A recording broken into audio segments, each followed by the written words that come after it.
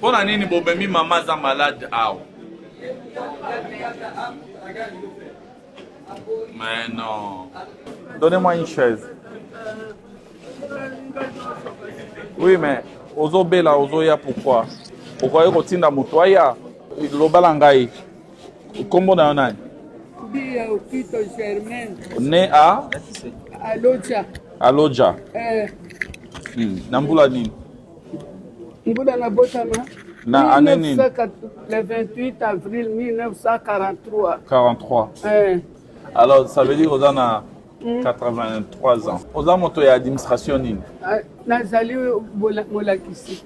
On a directrice. Oui, directrice. On a la grade nini? L'air oyo tata bafuta kangai attaché de premier. Qu'est-ce que vous voulez que je fasse pour vous? Futanganga mbongo nanga passion. On a posa, il y a pension. Au lingio qui est des retraites. Voilà, moi je pense qu'elle a tout à fait le droit de solliciter sa mise à la retraite. D'abord, elle a largement dépassé l'âge et même l'ancienneté.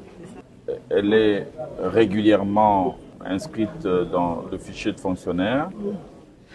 Elle a un numéro matricule qui est tout à fait valide, 125 262. Et puis, malheureusement, malgré son ancienneté, elle stagne toujours donc, au grade d'attaché d'administration de première classe, tout en exerçant les fonctions de chef de bureau.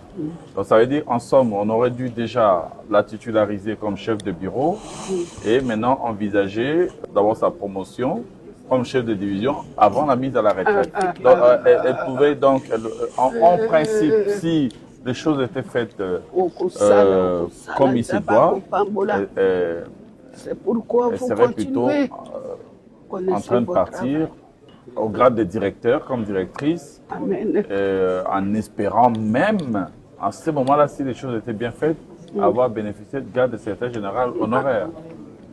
Si on avait bien fait des choses. Hein? 56 ans. Félicitations sont là dans mon dossier. Alors, maman, ce que nous allons faire, c'est que nous allons déposer le dossier OYO. Nous allons déposer régulièrement. Nous allons Sabino accusé de réception. Bon, alors ce que moi je vais faire, c'est que nous avons une décision intérimaire. Il y a admission à eux, le roi n'a aucun retraité. Et donc, on est quoi empêcher na retraite. Non, on a lingu aux retraite plutôt na ba condition beaucoup plus favorable et digne aux mérité. Parce que en somme, aux allées victimes, il y a bah injustice, il y a bah retard nion au sali pendant 56 ans. On mérite qu'il n'est aux à la directrice, aux à la attachée l'administration. Voilà. Ouais, comme matabagrade normalement, normalement, ce qui est que l'État, au yakala, ils ont respecté bagrade n'engé papa Tshisekedi a sengi to salangolelo. Alors maintenant, ce que nous allons faire, alors nous allons très rapidement nous rattraper en vous faisant monter avant que tout soit en retraite. Alors ça va se passer très rapidement. Peut-être aux Obanga temps sous se retraîner.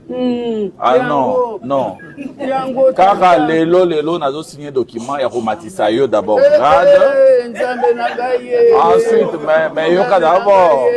Attendez, dans la cité.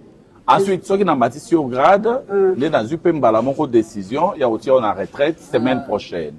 Semaine prochaine.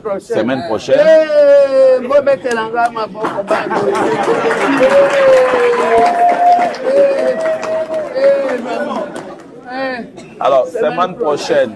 Maintenant, voilà. Moi, je vais faire en sorte que Kanayo les a la traiter spécifiquement. On regarde l'urgence sanitaire. On a retraite semaine prochaine. Et quelques jours après, il y a indemnité de fin de carrière. Bafutayo balamoko ba indemnité na fin de carrière.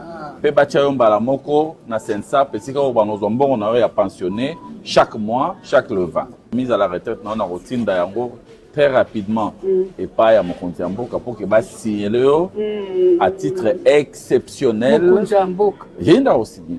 Ah, na ça la proposition. Moi oyo. Bakida ki ona mukili ko na gai. Pasi na gai no soto oyo. Merci.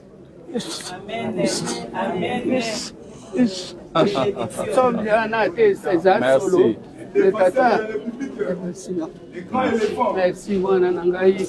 Merci. Merci. Merci, maman. Tata, merci. Alors, dans le Tinango, ceux qui m'ont a signé un peu Mbangu parce qu'il y a des cas exceptionnels, il y a des sensibles.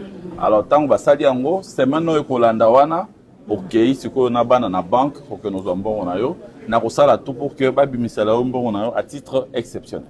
Alors, ceux qui document bimi, ngamo na roya rotike la onda.